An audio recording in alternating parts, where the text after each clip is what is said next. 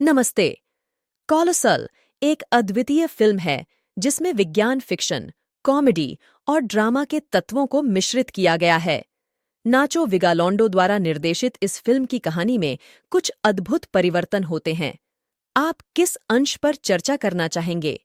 Gloria, जिसे N Hathaway का किरदार निभाया गया है, एक बेरोजगार पार्टी गर्ल है जो न्यूयॉर्क सिटी में एक चिंगारी भरे जीवन से निपट रही है।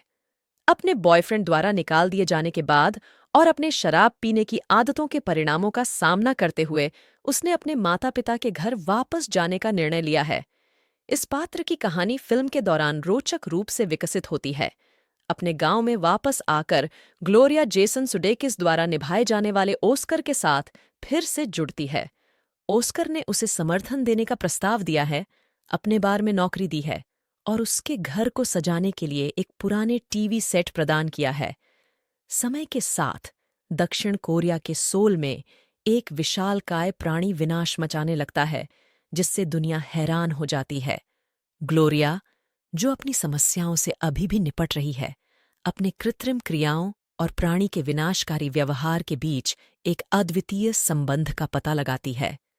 ग्लोरिया को यह अनुभव होता है कि उसका स्थानीय प्लेग्राउंड में सुबह 8:05 बजे का उपस्थित होना सोल में प्राणी के प्रकट होने की क्रिया को उत्तेजित करता है, और इससे और भी आश्चर्यजनक है, वह प्राणी के गतिविधियों को नियंत्रित कर सकती है जो उसकी खुद की गतिविधियों को परिचायक करती हैं। घटनाएं बढ़ती हैं। हम ग्लोरिया की निजी भूतपूर्वों के साथ उसकी टकराहट को देखते हैं, जो उसके ऑस्कर के साथ बदलते रूपों में, उसकी शराब चोरी के साथ की जाने वाली लड़ाई के साथ और उसकी नई योग्यता के परिणामों के माध्यम से चित्रित होती है। सायर बढ़ते हैं जब प्राणी के हमले बढ़ते हैं और ग्लोरिया को अपने क्रियाओं के प्रभाव से वैश्विक स्तर पर मुकाबला करना पड़ता है। फिल्म एक अप्रत्याशित मोड़ पर जाती है जिसमें शक्ति, जिम्मेदारी और आत्मखोज के विषयों को अन्वेषण किया जाता है।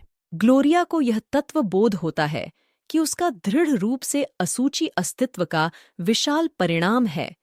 उसे यह निर्णय लेना होता है कि वह इस शक्ति का जिम्मेदारीपूर्वक कैसे इस्तेमाल करेगी और अपने क्रियाओं के नैतिक परिणामों का सामना कैसे करेगी।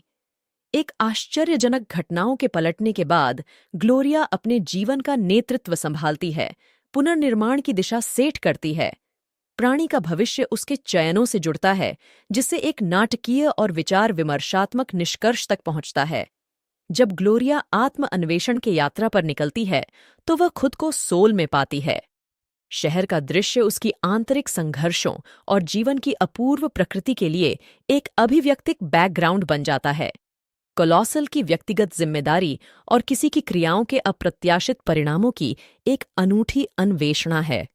इसके जेनर का मिश्रण कहानी सुनाने के लिए एक ताजगी भरी दृष्टिकोण प्रदान करता है। अगर आपको यह फिल्म का विवरण रुचिकर लगा हो तो कृपया लाइक, शेयर और सब्सक्राइब करें। अपने विचार कमेंट्स में साझा करें और अपने पसंदीदा फिल्मों के बारे में और अधिक अंतर्दृष्टि के लिए बने रहें। अगले मुलाकात तक अपने चैनल फिल्मी कहानी के साथ जुड़े रहें।